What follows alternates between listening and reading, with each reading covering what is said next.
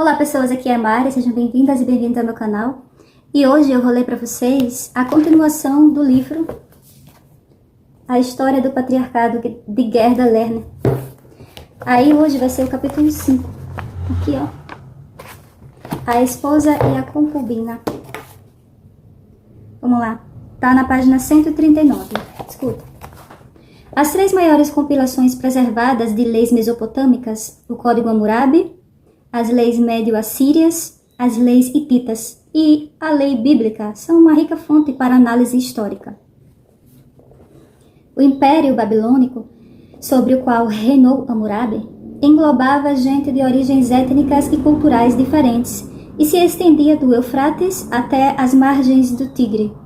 Embora seus contemporâneos o considerassem apenas um rei poderoso entre inúmeros outros, Hammurabi, ao compilar e emendar os já existentes códigos de leis desse povo diverso sobre o qual reinava, revestiu-os da autoridade de sua posição e da sanção do deus Samas, a fim de expandir o uso e a autoridade dessas leis para todo o seu domínio. Seu código, gravado em uma estela de diorito por volta de 1750 a.C., incluía uma grande consolidação de leis já aplicadas havia centenas de anos. As leis hititas e as leis médio-assírias datam o 15º ao 11º séculos. O Código da Aliança foi registrado em algum momento entre o fim do IX e o início do 8º século a.C., sendo embasado em leis formuladas e em vigor havia pelo menos 300 anos. Observando esses códigos de leis, que representavam 4 sociedades diferentes ao longo de um período de milhares de anos, poderíamos desistir da possibilidade de obter uma compreensão sólida das sociedades em questão, não fosse o fato de que parece ter existido uma continuidade de conceitos legais e leis comuns entre elas. Os códigos de leis babilônicos e assírios demonstram paralelos consideráveis. Não se sabe até que ponto, se é que ocorreu, as leis hititas foram influenciados pelos outros dois códigos. As leis médio-assírias são consideradas emendas e esclarecimentos das leis de Hammurabi. A lei hebraica não demonstra influência hitita, mas metade das leis da aliança é análogo às leis de Hammurabi, e outras leis fazem ainda referência de alguma maneira a outros códigos de leis babilônicos. Quando usamos lei como fonte para análise histórica, fazemos certas suposições metodológicas. Supomos que as leis reflitam condições sociais de modo muito específico. O princípio é bem explicado por J. M. Povich Smith. Abre aspas. Em geral, pode-se dizer que a legislação não precede as condições de vida com as quais se pretende lidar, mas surge de condições e situações já existentes que ela busca conduzir e controlar. Fecha aspas. A promulgação de uma lei sempre indica que a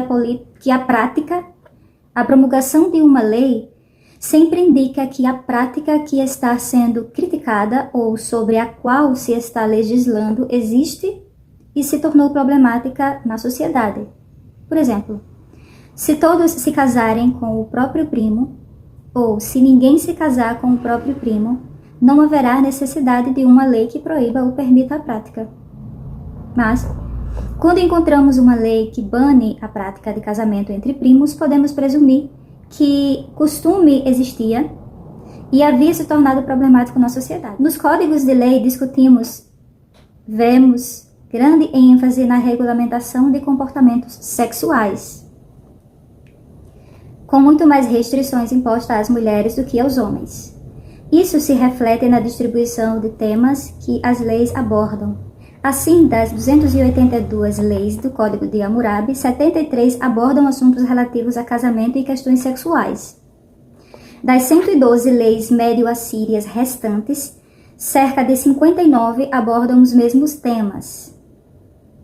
Isso pode indicar a existência de um problema social naquele período, ou pode apenas ser uma distorção, pelo fato de os achados arqueológicos estarem incompletos. Mas, mesmo que tábuas das LMA, desconhecidas até o momento, remediassem o desequilíbrio de alguma forma, a forte ênfase da regulamentação do casamento e da conduta das mulheres é impressionante. Das 200 leis hititas, apenas 26 tratam de casamento e regulamentação sexual. Por outro lado, são mais restritivas para as mulheres do que as dos outros códigos. Outra consideração metodológica é o fato de que a lei prevê não ser necessariamente o que se praticava.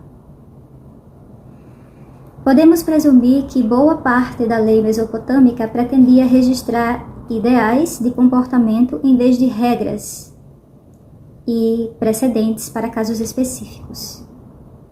A lei de Hammurabi pressupunha um conjunto fixo de normas aceitas, de moral e comportamento social, apenas casos específicos precisavam de elucidação. A Oppenheim afirma de modo categórico que o Código de Hammurabi não mostra relação alguma com as práticas legais da época. Lambert observa que a lei de Hammurabi era com frequência impossível de se fazer cumprir, como a cláusula que previa que um cirurgião que não obtivesse sucesso na cirurgia fosse punido com o decepamento da mão. Isso pode ter sido cumprido em pouquíssimos casos, do contrário, logo teria acabado com a profissão. Além disso, a lei não costumava ser cumprida nem utilizada, como podemos ver pelo fato de que, de milhares de textos remanescentes de processos de transações comerciais, a lei é mencionada em apenas 1 ou 2 casos. Esses documentos que embasam boa parte de nosso conhecimento sobre a sociedade babilônica são registros criados, sobretudo, por gente de classe alta.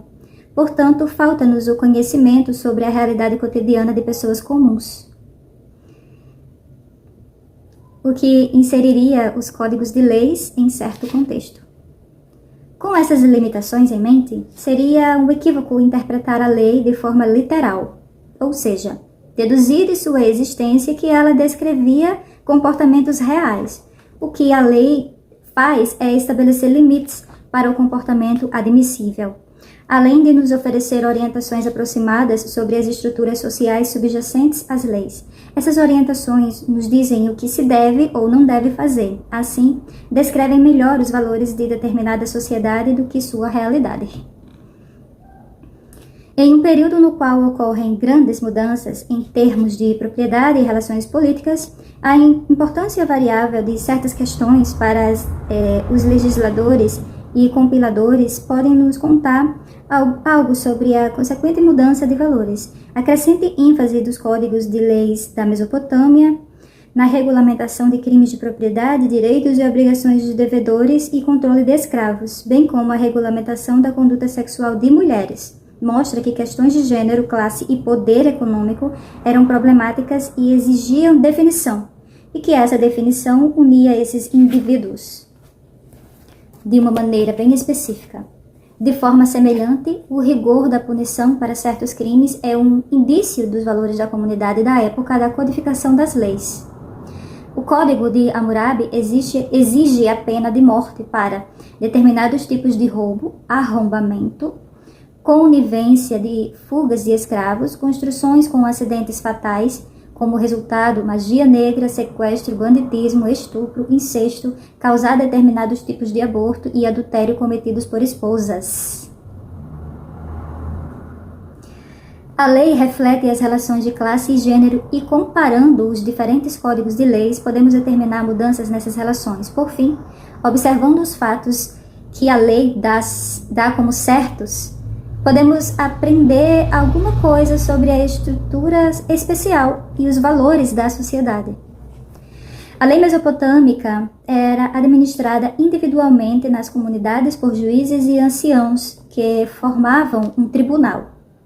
É provável que testemunhas que juravam dizer a verdade fossem tanto compelidas pelo medo da censura de seus vizinhos quanto pelo respeito às abstrações da lei.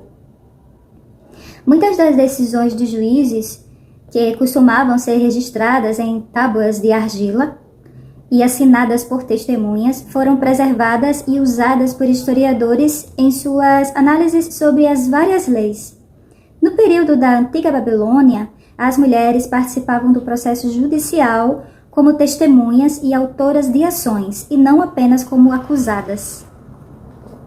Subjacente à lei, ao Código Hammurabi e às LMA, está o conceito da lex talionis, a ideia de que punição deve exigir como retribuição. Só para ficar claro, esse LMA, toda vida que falar LMA é leis médio-assírias. Toda vida que falar leis hititas pode ser LH. E toda vez que falar CH é o Código de Hammurabi. Voltando. Subjacente ao CH e a LMA está o conceito de lex talionis, a ideia de que a punição deve exigir uma retribuição física da parte culpada que reproduza a transgressão o máximo possível, olho por olho, dente por dente, etc. A lei de Hammurabi, e até com mais firmeza os códigos de leis assírios, substituem ônus financeiro como multas e punição física controlada, como chicotadas ou algumas transgressões. Costuma-se considerar isso um avanço ao processo de simbolização de punição. Outro aspecto do pensamento e da prática legal que formam esses códigos de leis diz respeito também à substituição. Um homem pode designar membros de sua família, seus servos e ou escravos, para substituí-lo sofrendo a punição por um crime que ele cometeu. Esse conceito conta mais sobre as reais relações de poder da sociedade do que regulamentações específicas. É evidente que naquela época os homens eram poderosos bastante para que incorporassem membros da família, mulheres e filhos de ambos os sexos, de modo a oferecê-los como substitutos em caso de punição. A prática de enterrar servos, escravos e serventes com leis e rainhas, com reis e rainhas, no mesmo túmulo, é uma manifestação ainda mais antiga do poder de incorporar o outro.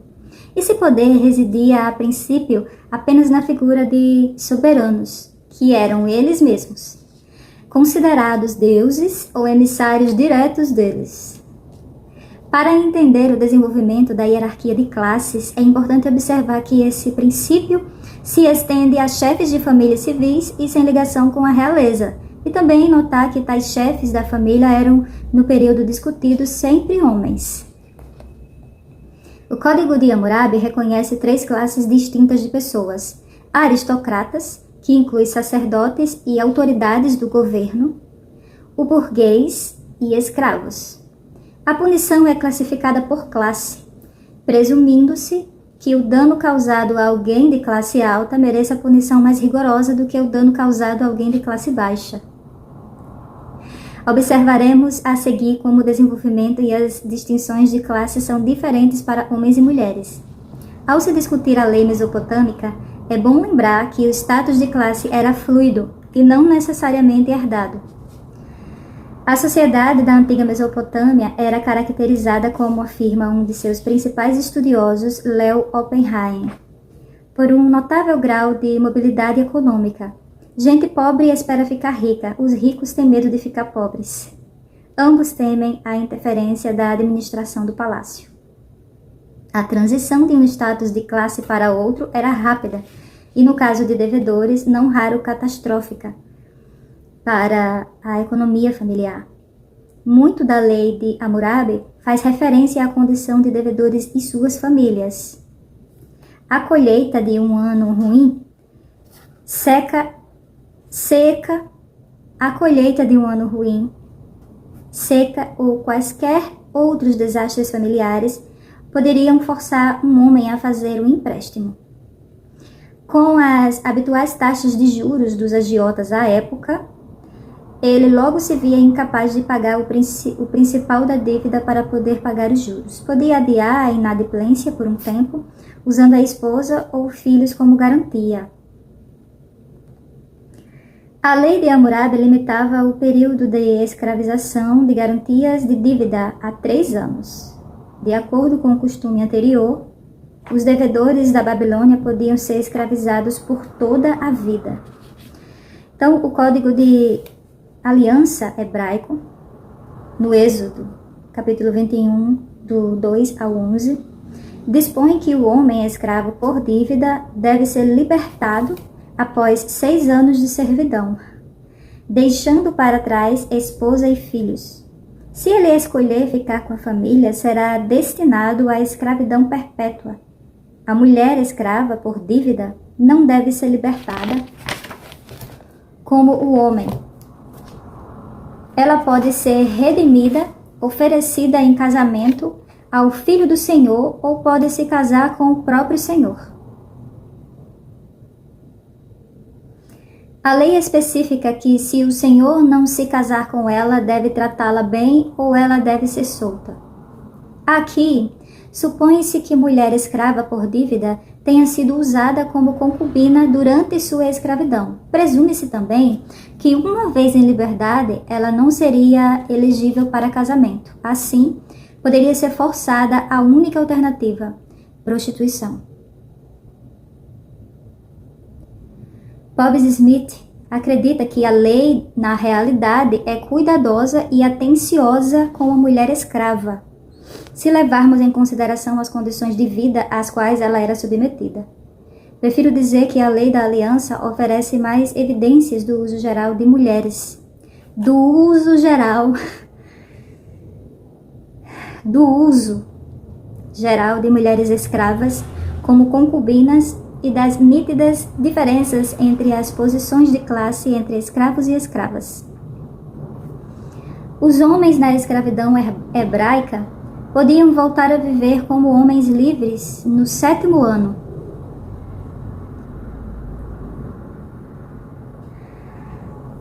Mulheres escravas por dívida, por outro lado, podiam ascender socialmente ao concubinato. Isso é ascender socialmente. Isso é ascender socialmente.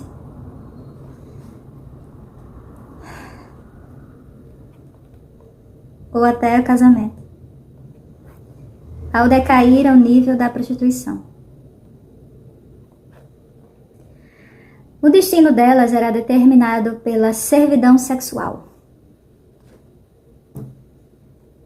De uma forma ou de outra, é servidão sexual. Encontraremos o princípio de que o status de classe de um homem é determinado por suas relações econômicas e o da mulher por suas relações sexuais, em inúmeros outros exemplos desse período de formação da sociedade de classes. Trata-se de um princípio que continuou válido por milhares de anos.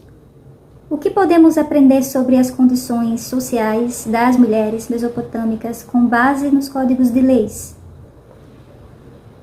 A sociedade patriarcal tinha como características a linhagem patrilinear, leis de propriedade que garantiam aos filhos meninos direito à herança, dominância masculina nas relações de propriedade e entre os sexos, burocracias militares, políticas e religiosas. Essas instituições eram sustentadas pelas famílias patriarcal e, por sua vez, recriavam-na de modo incessante. Famílias babilônicas valorizavam muito mais o nascimento de meninos do que o de meninas. Os filhos levavam adiante o nome da família e podiam aumentar a propriedade e o benefício da família por meio de boa administração, do heroísmo militar e ou da servidão ao templo ao rei. Da servidão ao templo ao rei ou ao rei. Também eram considerados essenciais para o bem-estar dos pais na vida após a morte, pois apenas eles podiam realizar determinados rituais religiosos para os mortos. Por causa dessas considerações, casais sem filhos, eunucos ou homens e mulheres solteiros, dentre as mulheres solteiras, sobretudo as sacerdotisas, adotavam crianças para garantir o cuidado próprio na velhice. A autoridade do pai sobre seus filhos era ilimitada, como já visto. No Código de Hammurabi, o comportamento rebelde de um filho bater no pai era considerado crime grave, que podia ser punido decepando-se a mão do filho. No caso de um filho adotivo que quebrasse o vínculo parental repudiando o pai que o adotou, a pena era cortar a língua do filho. Isso está no Código Hammurabi 192 e 193. A lei hebraica é ainda mais rigorosa, exigindo a morte do filho pelo crime de bater no pai ou na mãe. Vale observar aqui que no Código Hammurabi, o principal crime é a rebelião do filho contra o pai, com a sacerdotisa desempenhando um papel social semelhante ao do pai. Apenas na lei hebraica o crime inclui o pai e a mãe. Entendo isso como um indício de melhoria do papel da mãe na lei hebraica. A possibilidade de um comportamento rebelde por parte de uma filha não é mencionada nas leis, provavelmente porque ela podia facilmente ser forçada ao casamento ou vendida, se o seu comportamento fosse um incômodo aos pais.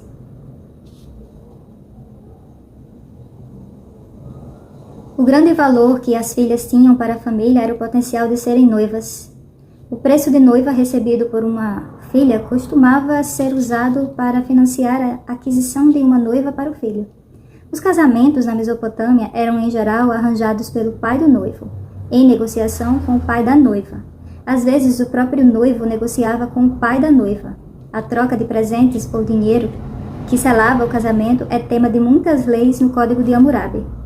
O pai do noivo pagava ao pai da noiva um presente de noivado, biblum, e um presente de noiva, tir-atum, depois dos quais considerava-se a efetivação do noivado, embora a noiva permanecesse na casa do pai até que a união sexual consumasse o casamento. Em um acordo alternativo, feito geralmente em casos de noiva-criança, ela era escolhida pelo pai do noivo e ia morar na casa do sogro. Até que chegasse o casamento, permanecia como serva na casa dos sogros. O fato de esse acordo dar margem a muitos abusos praticados pelo sogro pode ser observado pelas penas rigorosas do Código de Hammurabi 155 e 156 contra o sogro que estuprasse tal garota. Se o filho tivesse morado com a menina antes, o sogro era tratado como adúltero e sofria a pena de morte por afogamento. Se estuprasse uma menina virgem, o sogro deveria lhe pagar uma multa, devolver quaisquer bem que ela tivesse investido no casamento, tais como o dote, e levá-la de volta para a casa de seu pai. É interessante que a lei diga, nesse caso, abre aspas, e um marido atrás de seu coração pode lhe casar com ela, fecha aspas. Esse é um dos poucos exemplos em que a lei permite à mulher certa liberdade de escolha em relação ao marido, sempre pressupondo que o pai concorde com a escolha.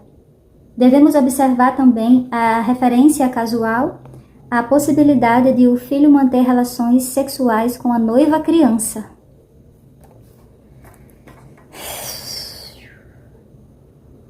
Não existe pena para ele, uma vez que pelo noivado ela já é sua propriedade.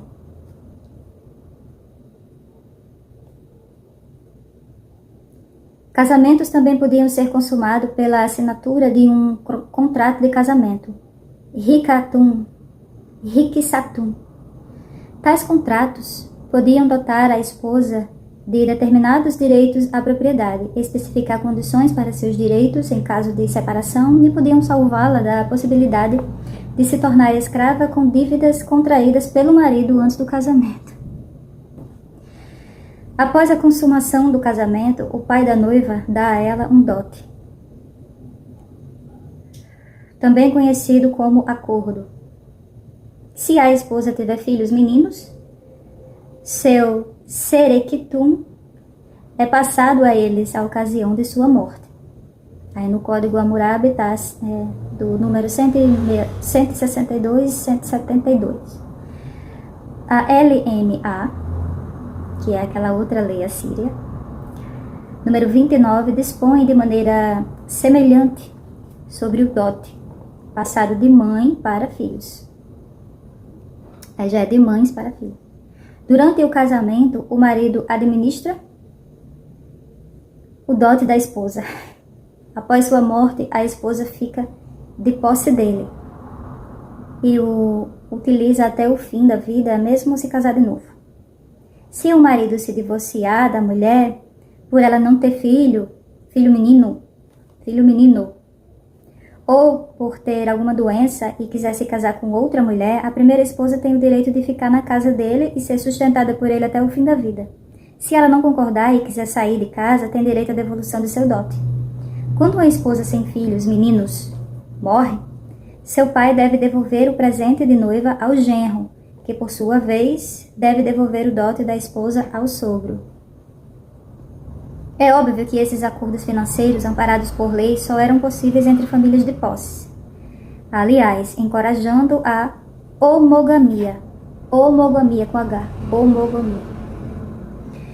O casamento entre pessoas de mesmo status social, essas leis garantiam que a propriedade permanecesse dentro da classe de pessoas de posses. Isso foi obtido com a concessão aos filhos de ambos os sexos de direitos à herança, sendo que os filhos herdavam a ocasião da morte do pai e as filhas recebiam herança em forma de dote. A supervisão rigorosa das moças para garantir a castidade antes do casamento e o grande controle da família sobre a escolha do noivo fortaleceram ainda mais a tendência à homogamia, com H, homogamia.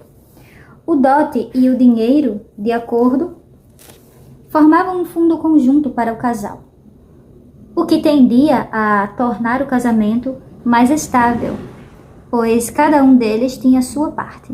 O marido desfrutava da administração das propriedades dele e da esposa durante a vida, mas tinha de preservar o dote da esposa, tanto para garantir a herança dos filhos, quanto para que ela se sustentasse na viuvez.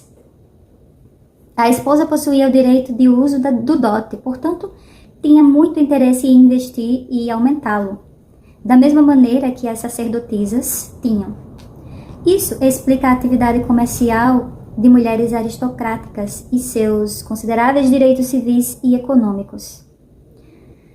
A aparente contradição de mulheres de classe alta terem tais direitos econômicos, mesmo que os direitos sexuais fossem cada vez mais restritos, é um aspecto integrante da formação da família patriarcal. O antropólogo social Jack Gould, em seu cuidadoso estudo sobre os sistemas de casamento no mundo, caracterizou esse desenvolvimento como comum em sociedades da Eurásia, baseadas em agricultura de arado, que apresentam complexa estratificação de classes e divisões elaboradas no trabalho. Tais sociedades costumam desenvolver casamentos monogâmicos, patriarcais, homogamia, ênfase rigorosa na castidade pré-nupcial e alto grau de controle da sociedade sobre o comportamento sexual das mulheres. O caso da Mesopotâmia é um dos primeiros modelos dessa sociedade. Seja útil mostrar tais ligações e classificar as sociedades pelo mundo afora, revelando a conexão entre propriedade e gênero, devemos levar a análise além e observar que conceder direito de herança a filhos e filhas, a fim de preservar a propriedade da família, não significa que eles tenham direitos iguais. Na verdade, o exemplo da Mesopotâmia mostra com clareza que lá a propriedade passa de homem para homem, de chefe de família homem para chefe de família homem, mas passa pelas mulheres. A esposa tem o direito de uso de seu dote, porém é o marido ou filhos meninos quem tem direitos adquiridos dessa propriedade, que passa para esses filhos após a morte dela. Em caso de divórcio, ou se ela não teve filhos meninos, o dote é devolvido ao pai ou aos irmãos dela. Uma mulher não pode transferir ou legar sua propriedade, assim seus direitos são bastante limitados. De forma ainda mais significativa, esses direitos, tais como são, dependem de sua servidão sexual e reprodutiva ao marido, em particular ao lhe dar filhos meninos. Onde antropólogos veem essa forte relação casual, causal, essa relação causal, entre a regulamentação da herança e a propriedade marital e o comportamento sexual, assiriólogos se preocupam mais com casos específicos e como interpretá-los. Existem duas principais interpretações em relação à natureza do casamento babilônico. Na visão de Driver e Miles, a lei do casamento na Babilônia representa um avanço nos direitos das mulheres ao garantir seus direitos econômicos e legais no casamento. Do ponto de vista deles, o tiratum não é um preço de compra da noiva, o dote, mas um presente simbólico para selar o casamento em vestígio cultural de um costume anterior de compra de noiva.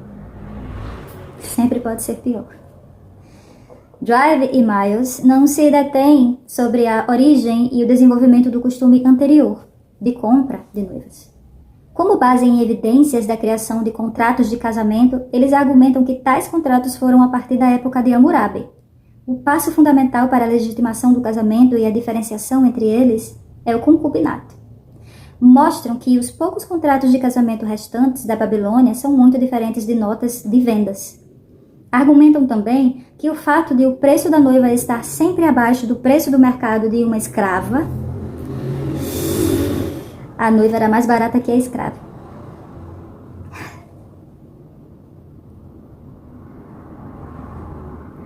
Mostra com clareza que não se tratava de uma representação de preço de venda.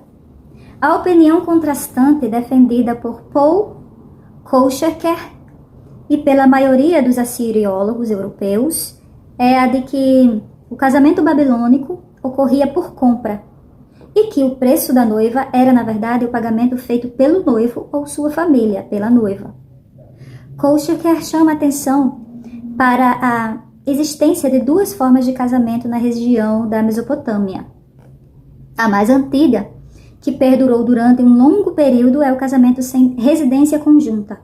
A esposa permanece na casa do pai ou da mãe, o marido mora com ela como visitante ocasional ou permanente. Há indícios da existência dessas formas de casamento no Código de Hammurabi e no registro bíblico, em que é chamado de casamento Beena. É uma forma de casamento que permite mais autonomia à mulher e lhe facilita o divórcio. Koschecker acha que o Código de Hammurabi e as leis assírias formalizaram a outra forma, o casamento patriarcal, que aos poucos se tornou predominante. Nesse sistema de casamento, a esposa mora na casa do marido e é completamente dependente de seu sustento. O divórcio é para a esposa praticamente impossível de se conseguir. Koschecker acredita que esse sistema de casamento tenha começado como casamento por compra, mas que se desenvolveu aproximadamente na época de Gudea de Lagash, por volta de 1200 a.C., tornando-se casamento por contrato escrito. Esse desenvolvimento era característico da sociedade suméria, mas sociedades semitas mantiveram a forma inicial de casamento patriarcal. Ambos os conceitos são representados no Código de Leis de Hammurabi. Abre aspas do código. O casamento semita por compra contrasta com a forma suméria de casamento, que também era, a princípio, o casamento por compra, mas que há muito tempo transcendeu esse conceito. Hammurabi, em sua sabedoria, incorporou os dois conceitos na lei. Junto ao casamento por compra, ele colocou o casamento sem o tiritum, e junto a este, o presente de noivado sumério, o nudunum. Assim, fecha aspas. Assim, Koschecker busca explicar a contradição da lei de Hammurabi, para as quais ele também alerta sobre a leitura vulgarizada de sua hipótese, interpretando-a como se a mulher fosse propriedade tal qual uma escrava. Vou ler. Escuta. Ele também alerta sobre a leitura vulgarizada de sua hipótese, interpretando-a como se a mulher fosse propriedade tal qual uma escrava. Ele concorda com Driver e Miles em relação ao preço da noiva não ser o equivalente econômico para a esposa. Mas aponta ele, era seu equivalente judicial. O casamento é um casamento por compra, mesmo quando a relação jurídica resultante não seja a de posse da esposa, mas poder legal do marido sobre ela. A distinção é bastante sugestiva do nosso ponto de vista, precisamente porque define um novo tipo de relação de poder entre marido e esposa, para a qual não existia equivalência nas sociedades anteriores. Evidências antropológicas modernas parecem corroborar a reconstrução feita por Korsacher de uma evolução histórica do casamento sem residência conjunta para o casamento patriarcal, patrilocal.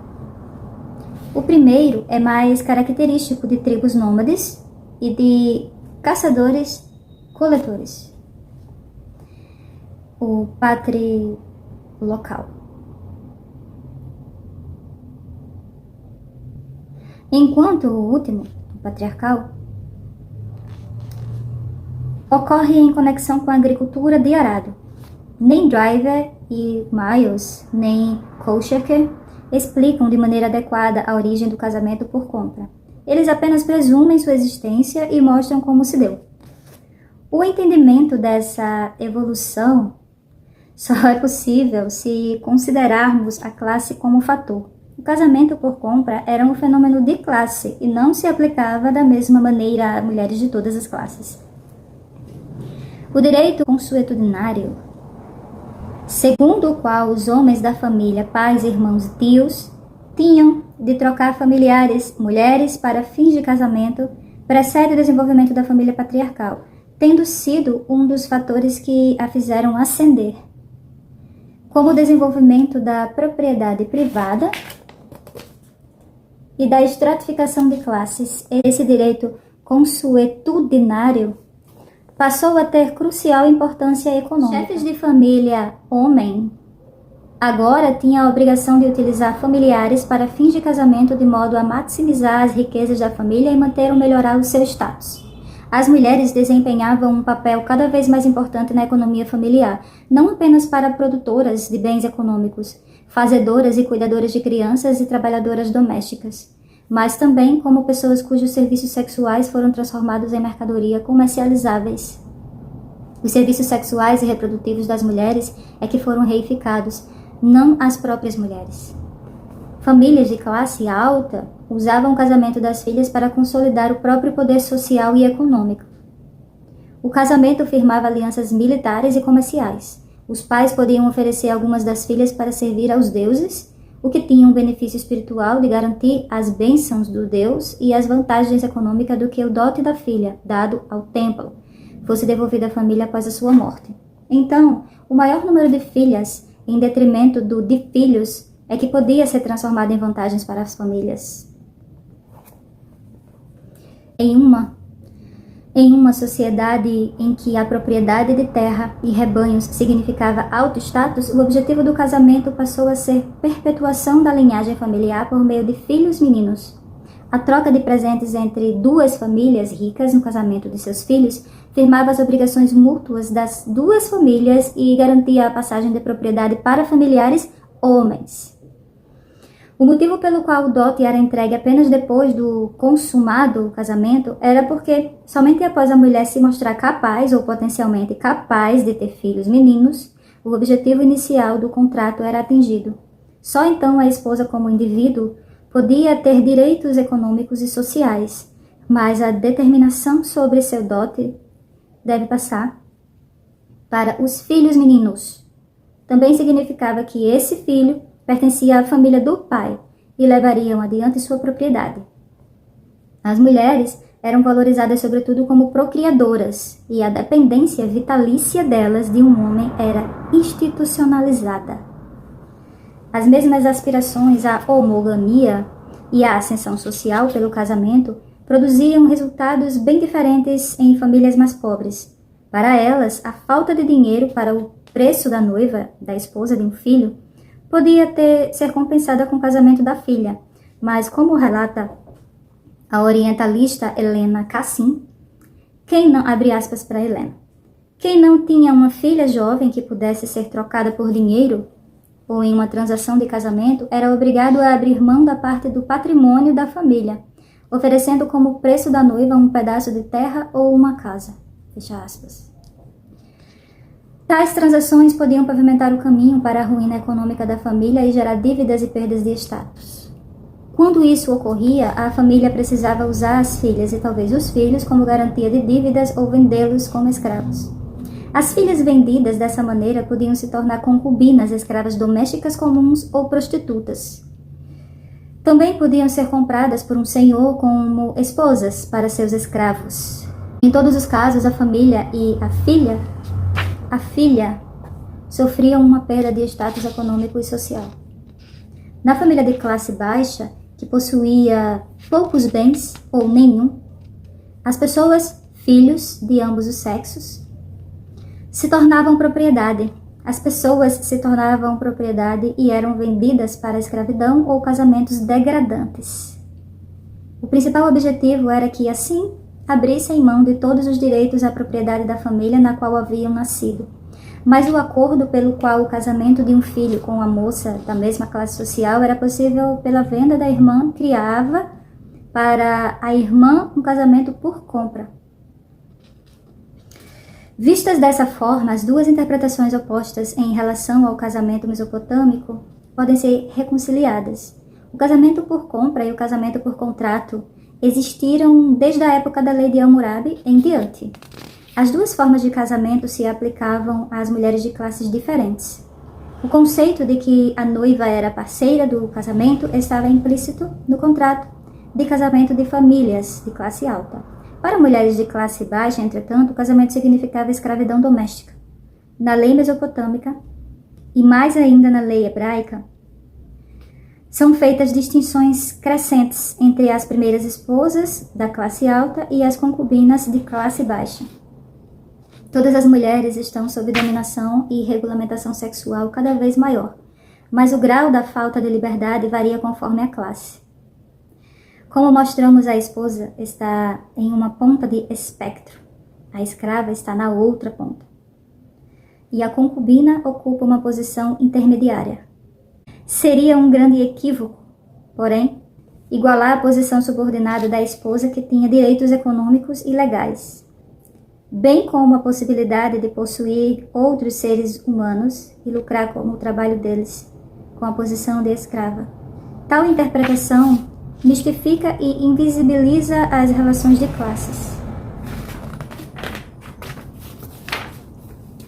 As leis de Hammurabi regulamentavam o comportamento sexual de modo a acentuar a diferença entre a apropriação de mulheres por escravização e a aquisição de mulheres pelo casamento.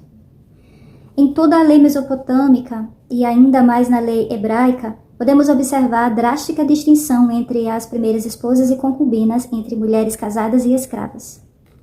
A maioria dos casamentos eram monogâmica. Discutimos antes as circunstâncias especiais nas quais um homem podia ter uma segunda esposa, concubina, entre parênteses. Se ele se casasse com uma sacerdotisa ou se a esposa fosse estéril. Em ambos os casos, a mulher podia oferecer a ele uma escrava para ter os filhos em seu lugar. Ficava a critério do marido aceitar ou rejeitar esse acordo. A posição ambígua ou concubina foi reforçada na lei de Hammurabi, que a proibia de se igualar à sua senhora. Uma escrava concubina que tivesse filhos meninos e por isso almejasse status semelhante ao da senhora, poderia, de acordo com a lei, ser tratada como escrava, mas não vendida. Se ela não tivesse filhos meninos e cometesse essa transgressão, poderia ser vendida. Um contrato de casamento babilônico com uma segunda esposa especifica que a concubina é obrigada a servir a primeira esposa, moer suas refeições diárias e carregar sua cadeira até o templo.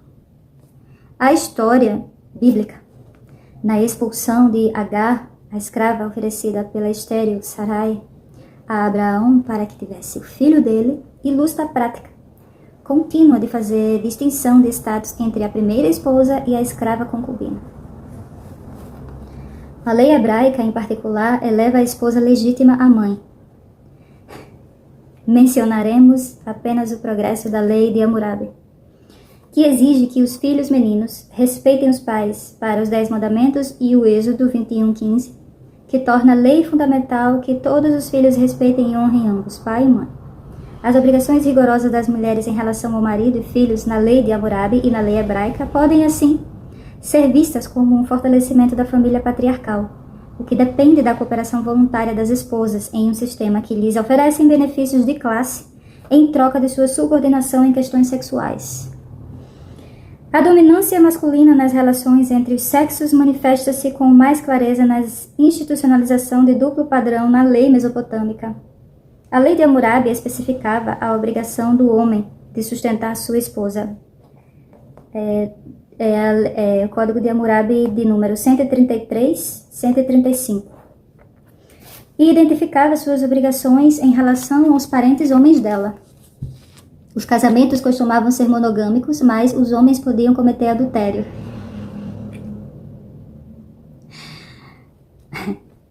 Livremente, com meretrizes e escravas. Em geral, o costume de ter uma segunda esposa de classe mais baixa ocorria apenas no período da antiga Babilônia. A esposa era obrigada por lei a desempenhar seu papel econômico para satisfazer o marido. Eu tô rindo aqui porque eu fico pensando, monogâmico pra quem, né? Só pra elas. Voltando, concentração. A esposa era obrigada por lei a desempenhar seu papel econômico para satisfazer o marido. Um homem podia se divorciar da esposa ou reduzi-la ao status de escrava e se casar com uma segunda mulher se ela persistisse em se comportar de forma nécia, arruinando a casa e depreciando o marido. Aí isso está no Código de Hammurabi de número 141. No caso, o marido precisava buscar uma condenação em corte antes de dissolver o casamento. Quanto às obrigações sexuais, a virgindade da noiva era condição para o casamento, e qualquer acordo poderia ser cancelado caso fosse descoberto que ela não era virgem. No casamento, a esposa devia fidelidade absoluta ao marido. Epstein, em seu estudo de leis e costumes relacionados ao sexo na antiguidade, resume assim a posição da mulher. Escuta.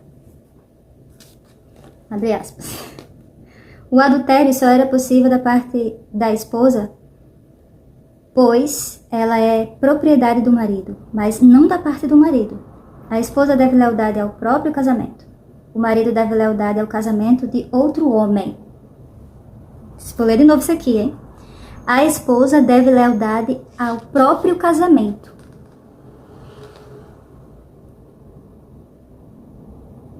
O marido deve lealdade ao casamento de outro homem.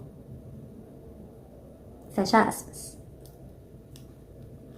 Aqui, Epstein parece concordar com Koschecker sobre o casamento constituir compra de esposa. Eu argumentaria que, embora a esposa gozasse de direitos consideráveis e específicos no casamento, sexualmente ela era propriedade do homem. Epstein destaca que, de acordo com o conceito de que adultério era uma violação do direito da propriedade do marido, ele era a única parte prejudicada, e a culpa da esposa merecia a pena de morte. Assim, no Código do Hammurabi, de 129, prevê afogamento tanto para a esposa quanto para o adúltero. Se o marido desejar que a esposa viva, então o rei deixará seu servo viver. Essa linguagem sugere que o homem que pegar a esposa em flagrante deve levá-la até a corte do rei para julgamento. Na prática anterior, o homem e seu parente teriam se vingado sem o auxílio da lei. Outro princípio aqui envolve o conceito de que duas partes erradas devem receber a mesma punição. Se o marido escolher ser leniente com a esposa, a corte deve deixar que o adúltero saia impune. Uma lei paralela no Código Assírio, de número 15, é mais específico ao definir esse princípio.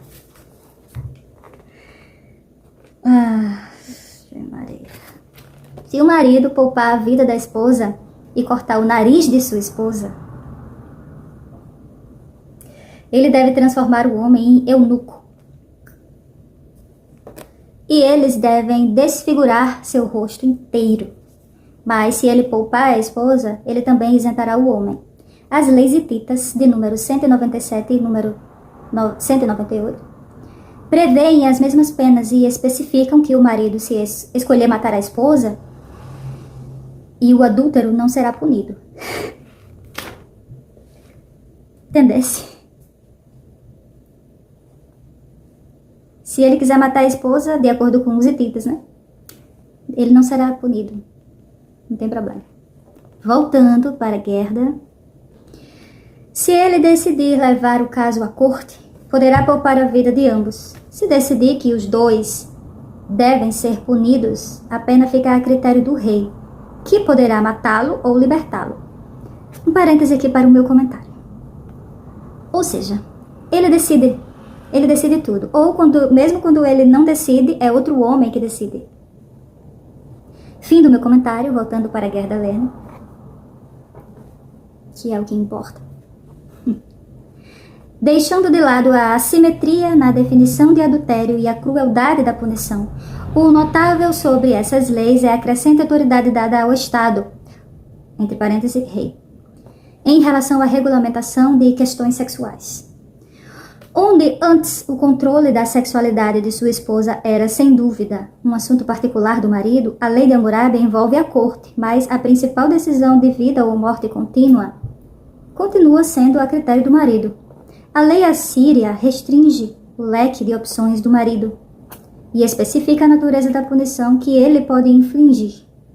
A lei hitita permite ao marido matar, mas retira-o do completo do processo de aplicar punição alternativa. E a lei hebraica segue essa direção de modo ainda mais rigoroso, insistindo que os transgressores devem ser levados à corte e que o adúltero e a adúltera, por certo, serão mortos. Levítico 20:10.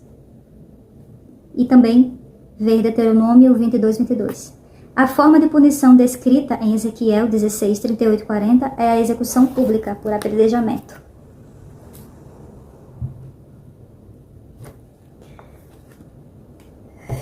Tem um pessoal aí que ainda faz isso, né? Todos os códigos de leis buscam distinguir entre a esposa culpada, que mantém encontros sexuais dentro ou fora de casa, e a mulher que é estuprada. O estupro de uma noiva virgem que ainda esteja morando na casa do pai é considerado da mesma forma que o adultério. O estuprador é condenado à morte, enquanto ela, desde que prove que resistiu, tem que provar que resistiu, sai impune. Aí isso está lá no Código de Hammurabi 130. Para mulheres, mesmo a acusação de adultério pode ser fatal. Se o marido acusasse a esposa perante a corte, ela poderia se defender fazendo um juramento pela vida de um deus. Código Hammurabi 131. Entretanto, se a acusação viesse não do marido, mas de pessoas da comunidade, a esposa poderia se defender apenas se submetendo à provação, ou seja, ela precisava se atirar do rio pelo marido. Código Hammurabi 131.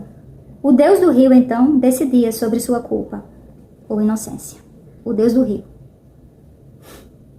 O divórcio era obtido com facilidade pelo marido, que só precisava fazer uma declaração pública de intenção de divórcio.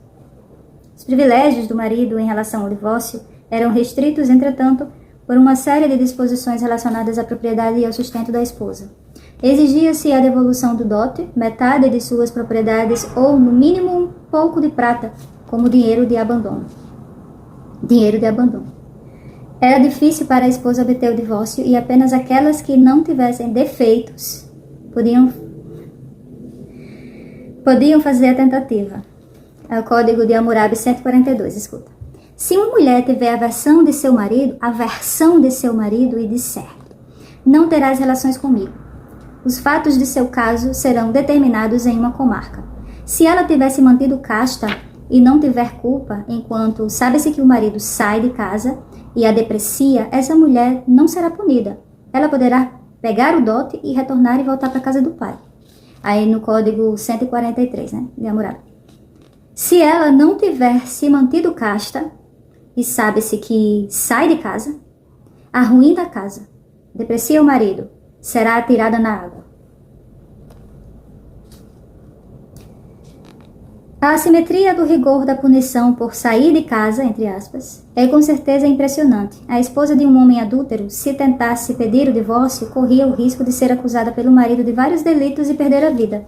Esse duplo padrão ocorre também na lei hebraica, que permitia a um homem se divorciar da esposa de acordo com sua vontade, mas negava à mulher o direito de buscar o divórcio em qualquer circunstância. Todas as várias leis contra o estupro incorporavam o princípio de que a parte lesada era o marido ou o pai da mulher estuprada. A vítima tinha a obrigação de provar que havia resistido ao estupro lutando ou gritando. Porém, se o estupro fosse cometido no campo ou em local isolado, a culpa do estuprador era aceita como verdade, uma vez que os gritos da mulher não teriam sido ouvidos. A lei de Hammurabi pune o incesto, mãe e filho, com morte para ambos, mas pune apenas com o banimento da cidade o pai que estupra a filha. O pai que estupra a jovem noiva do filho antes de consumação do casamento é multado. O pai é multado. Mas se o sogro estupra a esposa do filho, após o casamento ter sido consumado, ele é tratado como adúltero e condenado à morte. A lei médio-assíria 55 trata em detalhe do estupro de uma virgem. Se um homem casado estuprar uma virgem que mora na casa de seu pai, seja dentro da cidade, em campo aberto, à noite na rua pública, em um armazém ou em um festival de cidade, o pai da virgem tomará a esposa do violador da virgem e dará para ser desonrada. Ele não devolverá ao marido, mas ficará com ela. O pai dará a filha que foi violentada como esposa ao seu violentador.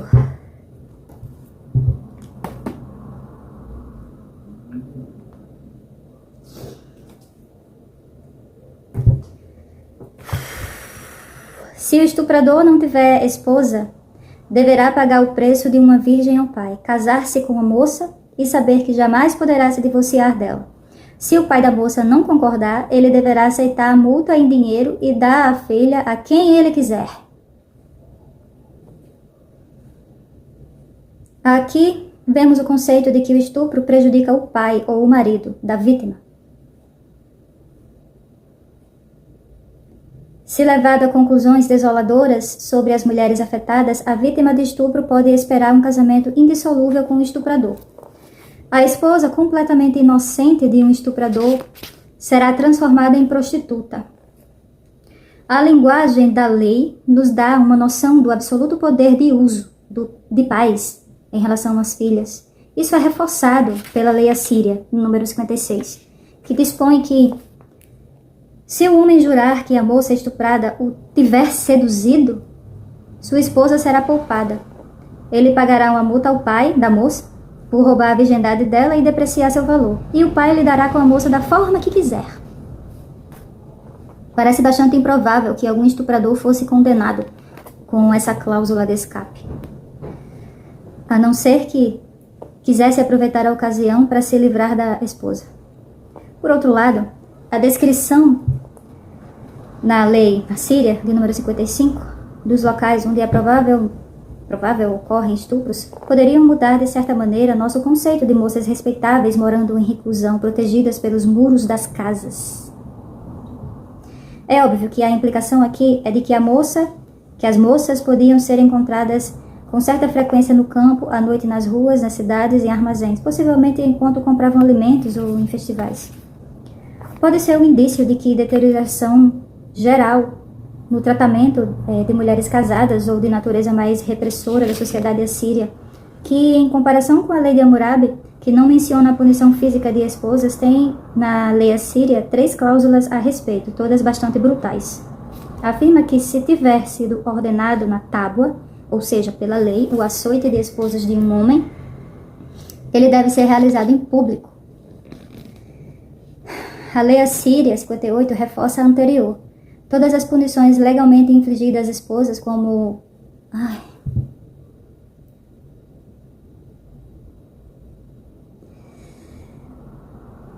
Desculpa. Não sou dormente.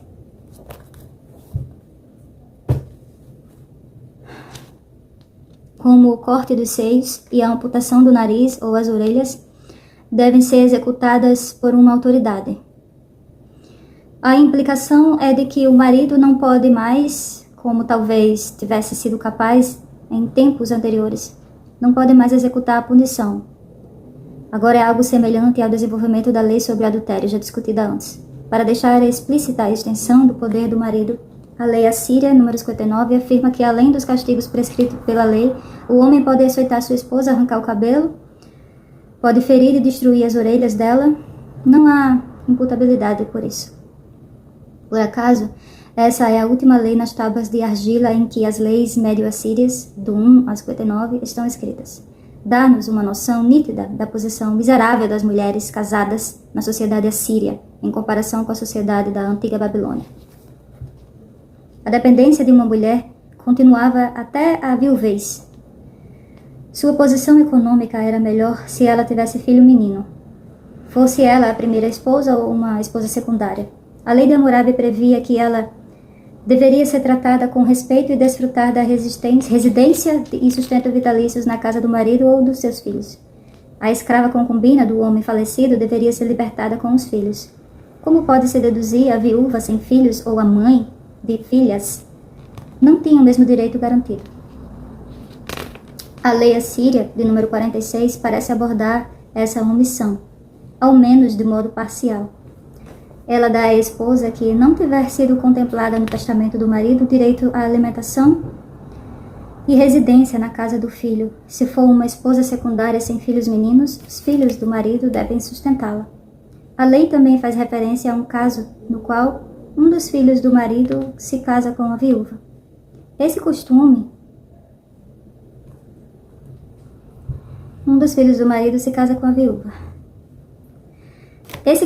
que na Assíria significava que um filho poderia se casar com a concubina e as esposas secundárias do falecido, exceto a própria mãe, possivelmente evoluiu de uma antiga prática semita, pela qual um soberano herdava as esposas e concubinas do pai como símbolo de sua herança da realeza. Esses extras parecem refletir o conceito de que as esposas de classe baixa eram uma espécie de propriedade. Como vimos na lei de Hammurabi, previa também que uma viúva que tivesse propriedade poderia optar por voltar para a casa do pai, levando com ela seu dote e o presente da noiva. Ela poderia se casar de novo, desde que os direitos à propriedade dos filhos fossem protegidos. Na época das leis médio-assírias, entretanto, nem todas as viúvas tinham escolha em relação a um segundo casamento. Uma mulher cujo noivo morresse antes do casamento poderia receber o sogro, um de seus outros filhos. De forma recíproca, se a noiva de um homem morresse, o sogro poderia lhe oferecer uma de suas outras filhas como esposa. A lei da Síria, número 33, especifica que uma viúva jovem com filhos será concedida a um dos irmãos do pai ou do marido. Apenas caso não houvesse nenhum parente homem disponível para o casamento é que ela poderia ir para onde quisesse.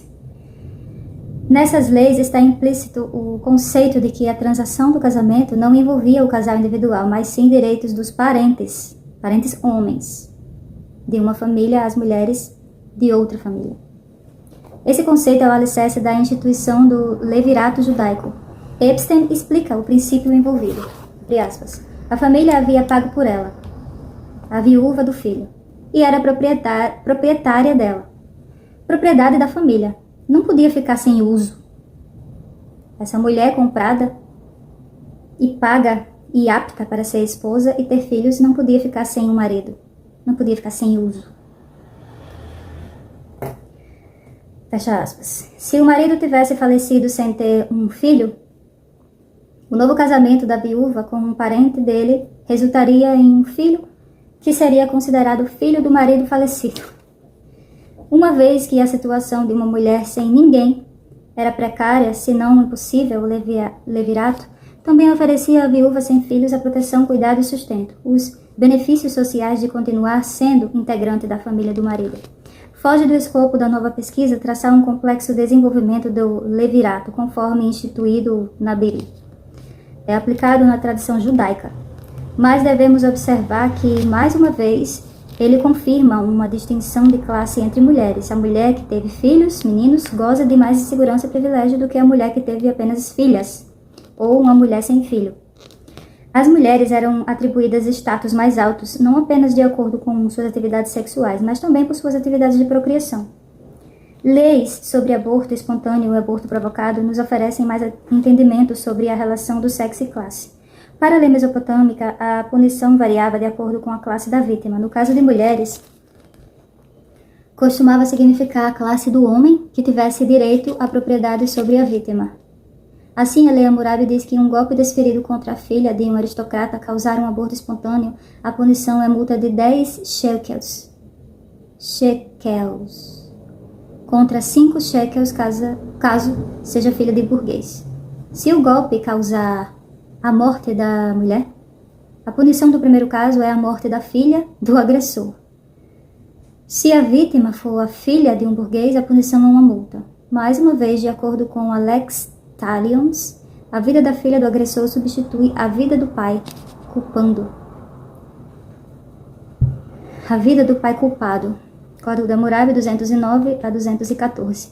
A lei assíria abrange um vasto leque de casos possíveis.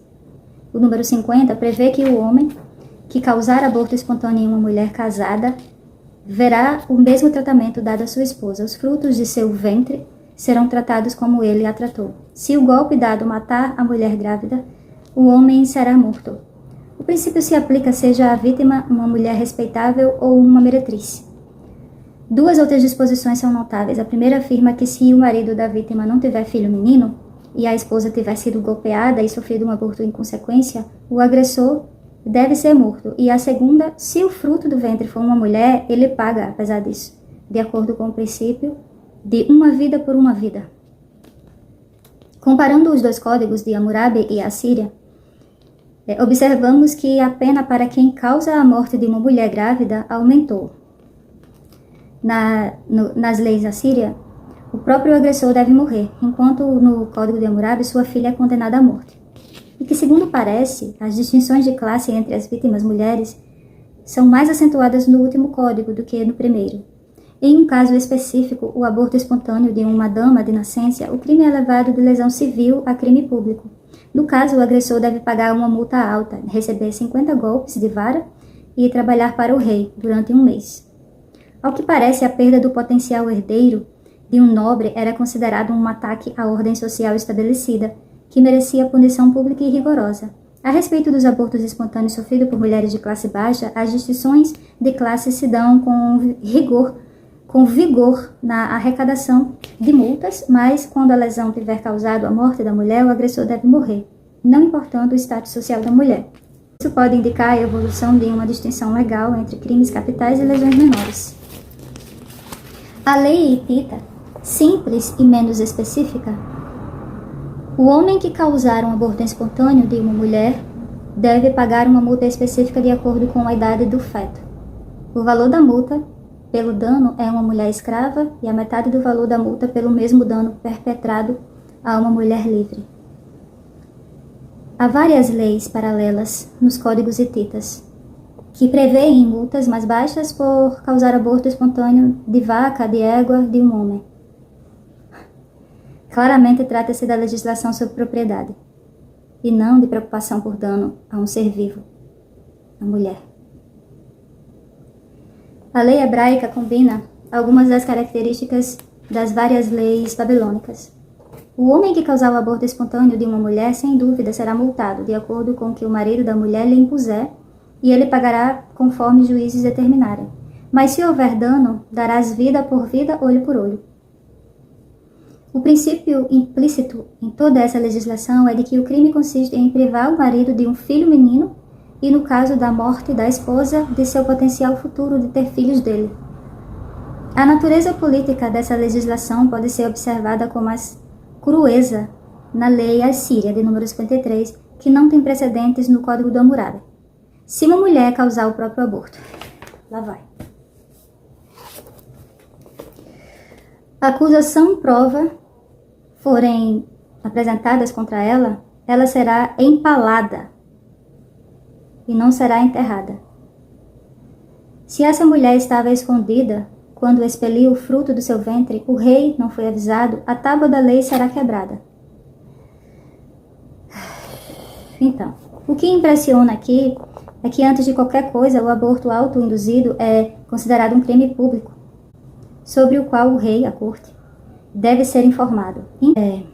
Empalamento e falta de enterro são as penas mais rigorosas executadas no sistema legal médio assírio, sendo penas públicas por crimes graves, porque o aborto autoinduzido de uma mulher deveria ser considerado um crime tão grave quanto a uma alta traição ou um atentado contra o rei.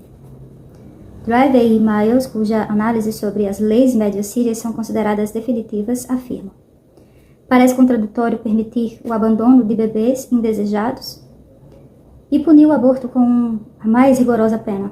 No caso de uma mulher casada, isso pode se explicar pelo princípio de que o pai é quem tem direito de abandonar, enquanto a mãe não tem o direito. E que seu ato privá-la da escolha e manter o filho vivo ou abandoná-lo para morrer. Driver e Miles continuam a argumentação. O motivo pode ser que a mulher, por meio dessa transgressão, invocou a ira do céu, não apenas sobre ela, mas sobre toda a comunidade. Afirmo que essa mudança na lei deve ser considerada no contexto de muitas outras mudanças relacionadas ao controle sexual das mulheres. A punição bárbara para o aborto autoinduzido tem a ver com a importância vista em todas as leis da Síria, na conexão entre o poder do rei, entre parênteses Estado, e o poder do chefe de família patriarcal sobre as esposas e os filhos. Assim, o direito do pai, até então praticado e sancionado pelos costumes de decidir sobre a vida de filhos bebês, o que na prática significava a decisão de se suas filhas bebês viverem ou morrerem, está nas leis assírias equiparado à manutenção da ordem social. O fato de uma esposa usurpar o direito do homem passou a ser visto como equivalente em magnitude à traição ou atentado do rei. Vemos então, no intervalo de 1000 anos, que estamos discutindo como a dominação patriarcal passou de prática privada para lei pública. O controle da sexualidade feminina, antes praticada apenas por alguns maridos ou chefes de família, tornou-se então assunto de regulação estatal. A isso é evidente. Sucedeu-se a tendência geral ao aumento do poder do Estado e, em decorrência disso, ao estabelecimento de uma lei pública. A família patriarcal, a princípio institucionalizada por completo na lei de Hammurabi, refletia o Estado arcaico em sua mescla de paternalismo e autoridade inquestionável. Mas o que é mais importante que se entenda para se compreender a natureza do sistema sexo-gênero, sob o qual ainda vivemos, é o inverso desse processo. O Estado arcaico, desde o princípio, reconheceu sua dependência da família patriarcal e igualou o funcionamento obediente da família à ordem do domínio público. A metáfora da família patriarcal como célula, o elemento fundamental do organismo saudável da comunidade pública, foi manifestada primeiro na lei mesopotâmica. Foi depois reforçada de modo constante, tanto em ideologia quanto em prática, ao longo de 3 milênios.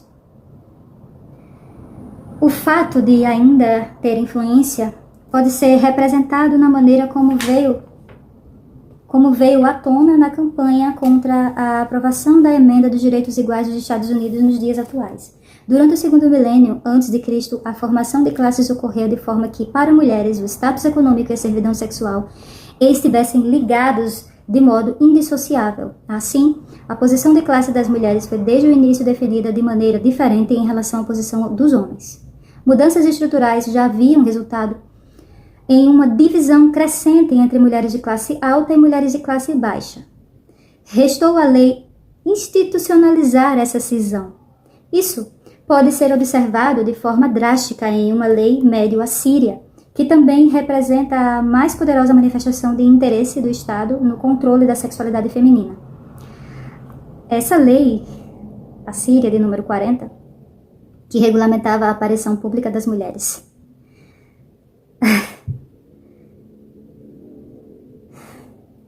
Discutiremos essa lei, que de fato legisla sobre a divisão das mulheres em classes distintas de acordo com seu comportamento sexual no próximo capítulo. Para tanto, faremos um leve desvio a fim de discutir o estabelecimento da prostituição. que antecedeu essa medida. Então é isso, finalizamos este capítulo, mais um capítulo, do livro da Gerda Lerner, A Criação do Patriarcado. Obrigada por me ouvir. Até mais. Tchau!